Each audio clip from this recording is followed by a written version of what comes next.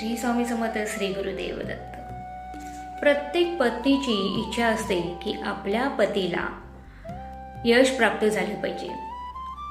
प्रत्येक पत्नीचा पती हा परमेश्वर असतो आणि आपल्या पतीची प्रगती होण्यासाठी प्रत्येक स्त्री ही धडपडत असते. आणि तुम्हालाही जर असं वाटत असेल की आपल्या पतीला यश भेटलं पाहिजे, आपला पती सध्या निगेटिव्हिटीमध्ये आहे, अडचणीमध्ये आहे, तो जे काम करतो त्या कामामध्ये त्याला यश येत नाही आहे किंवा निगेटिव्ह एनर्जी त्याच्या अवतीभोवती फिरत आहे आणि कोणतंही काम हातात घेतलं ते अर्धवट राहते, त्याला मेंटली ट्रेस भरपूर आहे, फिजिकली तो आजारी पडतोय.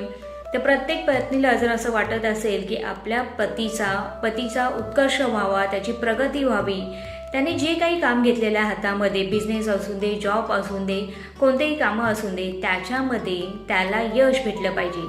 तर करायचं काय आहे, पत्नीने प्रत्येक शुक्रवारी लवकर उठायचं आहे, स्वच्छ कपडे घालायचे आहेत, आंघोळ करायचे आहेत, वस्त्र घालायचे आहेत, देवासमोर बसून नामस्मरण करायचं आहे. पण हे करत असताना आपल्या उजव्या हातामध्ये 3 कडुलिंबाची पाने, जी कडुलिंबाची पाने असतात ती आदल्या दिवशीच घेऊन या.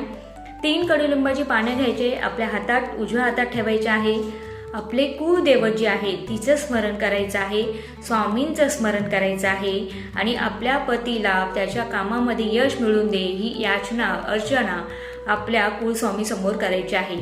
आणि ती 3 कडुलिंबाची पाने त्या कुलस्वामींच्या चरणाला स्पर्श करून जेव्हा केव्हा आपला पती एखाद्या महत्त्वाच्या कामासाठी बाहेर जात आहे, रोजच्या कामासाठी बाहेर जात आहे, तर त्याला सांगायचं की तू उजवा पाय बाहेर टाक आणि ती 3 कडुलिंबाची पाने त्याच्या पाकिटमध्ये, पर्समध्ये ठेवायला द्या.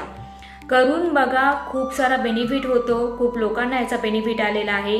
आणि कमेंटमध्ये लिहायला मात्र विसरू नका की तुम्हीही कधीपासून हे चालू केलेलं आहे आणि तुम्हालाही तुमच्या पतीचा उत्कर्ष पाहिजे का. श्री स्वामी समर्थ. श्री गुरुदेव दत्त.